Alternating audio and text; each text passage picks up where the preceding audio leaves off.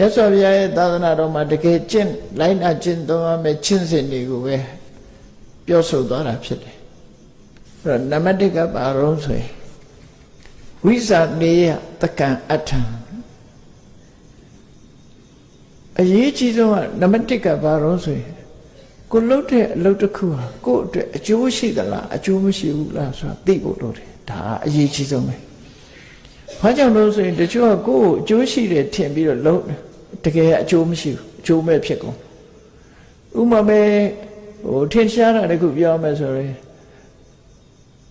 အရက်တောက်တဲ့လူဆိုတာမွေးစေတော့တုံးတဲ့လူတို့အရက်တောက်တဲ့လူပျော်တယ်ဆိုတဲ့အကျိုးကိုရမယ်လို့ထင်ပြီးတော့လုပ်တာတကယ်တမ်းပျော်ရလားလို့ဆိုနောက်ပိုင်းမှာဘယ်ပျော်ရတော့မှာနော်အမြဲတမ်းပျော်ရမှာမဟုတ်တော့သူကတော့ပျော်ခြင်းလို့လုပ်တာပျော်ဖို့အတွက်လုပ်တာတကယ်ပျော်ခြင်းဆိုတဲ့အကျိုးကျေးဇူးကိုသူတကယ်ထာဝရရသလားဆိုမရ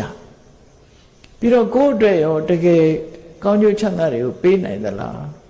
လူတွေကပေးနိုင်တယ်ထင်ပြီးတော့လုပ်ကြတာအဲ့ဒါကြောင့်မို့ကိုယ့်အတွက်အကျိုးရှိသလားအကျိုးမရှိဘူးလားဆိုတာကို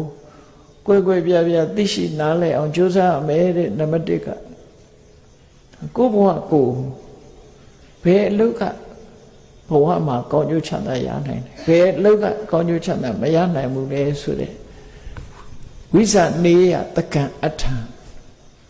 အလုပ်ကိစ္စနဲ့ပတ်သက်ပြီးတော့တည်တည်ချာချာအသိဉာဏ်နဲ့စဉ်းစားရမယ်တဲ့ဒါနံပါတ်1နံပါတ်2ကဘာလို့ဆိုအဝလောကိယပါဝစနာမြင့်မြတ်တဲ့ပုဂ္ဂိုလ်ရဲ့စကားဘာသာတရားတွေကိုမျိုးမျိုးဟောပြောကြတယ်ဂေါရမမြတ်စွာဘုရားဟောထားတဲ့တရားတော်တွေကိုကြည့်ပါဝစနာဆိုတဲ့မြင့်မြတ်တဲ့စကားတော်တွေကိုတည်တည်ချာချာလေ့လာဖတ်ရှုကြည့်ပါတည်တည်ချာချာလေ့လာဖတ်ရှုကြည့်ပါအဲ့လိုလေ့လာဖတ်ရှုကြည့်ပြီးတော့ယင်စစ်ထအတ္တပတိရူပံသာမဉ္ဇဉ်အစ္စုပကတ္တတာကိုယ်ရင်တဲ့နှလုံးထဲမှာကိလေသာအာသဝတွေကင်းမှုဆိုတဲ့အနေအထားတစ်ခုဘာသာတရားတစ်ခုကိုလိုက်နာကျင့်သုံးတဲ့အခါမှာကိုယ့်အတွက်ဘယ်ဟာအကျိုးရှိဆုံးလဲဆိုတာကိုသိရှိဖို့လိုအပ်ပါတယ်ဒီအချက်၃ချက်ပဲသူကပြောလိုက်တယ်အဲ့တော့ကိုယ်အကျိုးရှိမရှိသိအောင်ကြိုးစားမြတ်စွာဘုရားဟောထားတဲ့တရားဓမ္မတွေကိုသိချလေ့လာကြည့်ပြီးတဲ့အခါမှာကိုယ့်အတွက်တကယ်ကိုအကျိုးရှိမဲ့အရာတစ်ခုလုပ်ပါလို့သူတို့ဆိုလိုတယ်ပေါ့။အမြဲတမ်းမှာ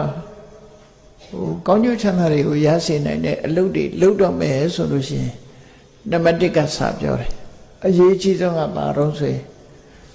မိတ္တံဣဒ္ဓသကလျာဏံလမ်းညွန်ပြတ်နိုင်တဲ့မိကောင်းဆွေကောင်းအရေးကြီးတယ်နံပါတ်1လောကမှာလူတွေကဒီကိုယ်တိုင်သိနိုင်စွာမရှိဘူးဘယ်ဟာအမှန်တရားလဲဆိုတာသိနိုင်စွာမရှိဘူးအမှန်တရားကိုကြာကြာနာနာဖော်ထုတ်ဟောပြောနိုင်တဲ့ပုဂ္ဂိုလ်ကမိတ်ဆွေဥပမာမဲ့ဘုရားဘာသာတွေအတွက်ဆိုလို့ရှိရင်ဘုရားမြတ်စွာဟာဘုရားဘာသာဝင်တွေအတွက်အကောင်းဆုံးမိတ်ဆွေပဲအကောင်းဆုံးမိတ်ဆွေပဲနော်ဘာလို့အကောင်းဆုံးမိတ်ဆွေလို့ပြောတော့ဆိုသူ့ရဲ့လမ်းညွှန်မှုတွေဟာအလုံးအတွက်မှားသွားပြီးဒုက္ခရောက်တဲ့လမ်းညွှန်ချက်တစ်ခုမှမရှိဘူးတစ်ခုမှမရှိဘူးအမှန်တရားကိုလမ်းညွှန်ထားတာဖြစ်တော့ကြောင့်အကောင်းဆုံးမိတ်ဆွေလို့ပြောလို့ရတယ်ကလျာဏမိတ်တာလို့ခေါ်တယ်လူဆိုတာဒီနားထောင်မှုအကြံဉာဏ်ရရှိမှုမှမရှိဘူးဆိုရင်တိုးတက်နိုင်စွာမရှိဘူးဒီပြင်ကိစ္စမရှိနဲ့ဒီစီးပွားရေးလှုပ်ထားတော့အကြံပေးဆိုတာတွေခံထားရတယ်မဟုတ်လားအကြံပေးတွေခံထားရတယ်ဘာလို့အကြံပေးတဲ့ပုဂ္ဂိုလ်ဟာရှိသူတို့ရဲ့လမ်းညွှန်ချက်တွေ guideline တွေကိုယူရတယ်ဒါကြောင့်မို့တမယဟောကလွတ်ချင်တယ်ဆိုရင်ဒီမိကောင်းဆွေကောင်းရဲ့ guideline ဟာတိတ်အရေးကြီးတယ်ပေါ့မှန်ကန်တဲ့လမ်းညွှန်ချက်ဖြစ်ဖို့လို့တလွဲကိုညွှန်လိုက်လို့ရှိရင်ဒုက္ခရောက်သွားတယ်ဒါကြောင့်မို့ကောင်းကောင်းညွှန်ပြနိုင်တဲ့မိကောင်းဆွေကောင်းကိုစိကပ်ပါလို့ဆိုလို့တယ်ပြီးရင်မလုပ်နဲ့တိတ်ခါဝိပုလံတမာဒါနာကိုချင်းတရားကိုခံယူပြီးအခိုင်အမာဆောက်တည်ပါလောကမှာကိုချင်းတရားမကောင်းတဲ့ပုဂ္ဂိုလ်တယောက်ဟာထ ထူးခြားတဲ့အသိဉာဏ်ရဖို့ဆိုမှဖြစ်နိုင်ဘူးဒါကြောင့်မို့ကိုချင်းတရားကောင်းလာတဲ့ကိုချင်းတရားတစ်ခုကိုလက်ခံကျင့်သုံးရမယ်လို့ဆိုလို့နောက်တစ်အဲ့ဒီရပြီးတဲ့အခါဘာလုပ်ရမလဲဆိုသုတ္တုတာသဂရုဏံကိုလေးစားတဲ့ဆရာသမားတွေရဲ့စကား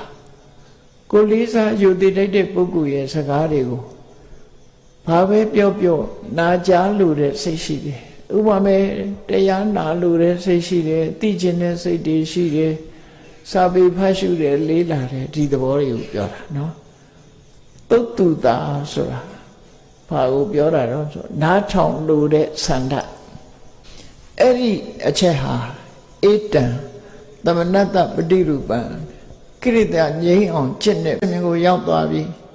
အဲ့လိုလုံးဝဖြူစင်ပြီးပဂတိအနေထားကိုရောက်ရှိသွားတဲ့စိတ်ကလေးဟာလွတ်မြောက်တဲ့စိတ်ပဲဖြစ်တယ်ပေါ့သူ့ရဲ့ဆွေတွေမျိုးတွေမိသင်္ဃာတွေကိုခုလိုဂေါရမမထေရဟောပြောခဲ့တာပဲဖြစ်တယ်ဒီဝါဒဟာအကောင်းဆုံးပဲဒီလမ်းစဉ်ဟာအကောင်းဆုံးပဲလို့သူတို့ရဲ့မေးခွန်းကိုဖြေဆိုလိုက်တော့